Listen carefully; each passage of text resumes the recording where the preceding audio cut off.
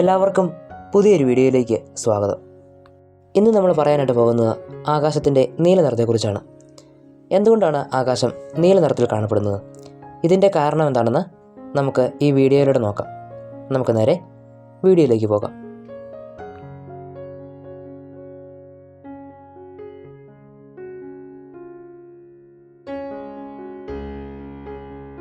സൂര്യപ്രകാശം അന്തരീക്ഷത്തിലൂടെ സഞ്ചരിക്കുമ്പോൾ വായു തന്മാത്രകളും അന്തരീക്ഷത്തിലെ പൊടിപടലങ്ങളുമെല്ലാം ചേർന്ന് ഈ പ്രകാശത്തെ ചിതറിച്ചു കളയുന്നു. ഇതിനെ വിസരണം എന്നാണ് പറയുന്നത്.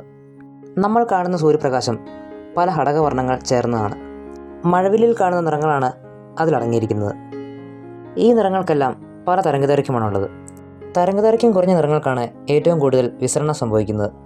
തരംഗദൈർഘ്യം കുറഞ്ഞ നീലനിറം വിസരണത്തിന് വിധേയമാവുകയും ഈ നിറം വളരെയധികം ചിതറിക്കപ്പെടുകയും ചെയ്യുന്നു. നീലനിറം കൂടുതലായി ചിതറിക്കപ്പെടുന്നത് കൊണ്ടാണ് ആകാശം നീല നിറത്തിൽ നമ്മൾ കാണുന്നത്. ഇങ്ങനെയാകുമ്പോൾ നമുക്കൊരു സംശയം ഉണ്ടായേക്കാം, എന്തുകൊണ്ടാണ് തരംഗദൈർഘ്യം ഏറ്റവും കുറവുള്ള വയലറ്റ് നിറത്തിൽ ആകാശം കാണാൻ കഴിയാത്തത്? വയലറ്റ് നിറത്തിനല്ലേ കൂടുതൽ വിസരണം സംഭവിക്കുക എന്ന്. ആകാശം വയലറ്റ് നിറത്തിൽ കാണാത്തതിന് രണ്ട് കാരണങ്ങളുണ്ട്.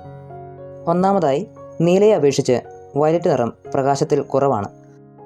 അതുപോലെ തന്നെ വയലറ്റ് നിറം കാണാനുള്ള നമ്മുടെ കണ്ണുകളുടെ കഴിവ് എന്ന് പറയുന്നത് നീലനിറം കാണാവുന്നതിനേക്കാൾ കുറവായിരിക്കും. ഈ രണ്ട് കാരണങ്ങൾ കൊണ്ടാണ് നമുക്ക് ആകാശം വയലറ്റ് നിറത്തിൽ കാണാൻ കഴിയാത്തത്. എല്ലാവർക്കും ഇന്നത്തെ വീഡിയോ ഇഷ്ടമായെന്ന് കരുതുന്നു.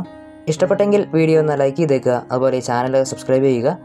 ഈ വീഡിയോയെ പറ്റിയുള്ള നിങ്ങളുടെ അഭിപ്രായങ്ങളും നിർദ്ദേശങ്ങളും ഒക്കെ കമൻറ്റിൽ അറിയിക്കുക. പുതിയ കാഴ്ചകളും വിശേഷങ്ങളും വിവരങ്ങളും ഒക്കെ ആയിട്ട് അടുത്ത വീഡിയോയിൽ കാണാം.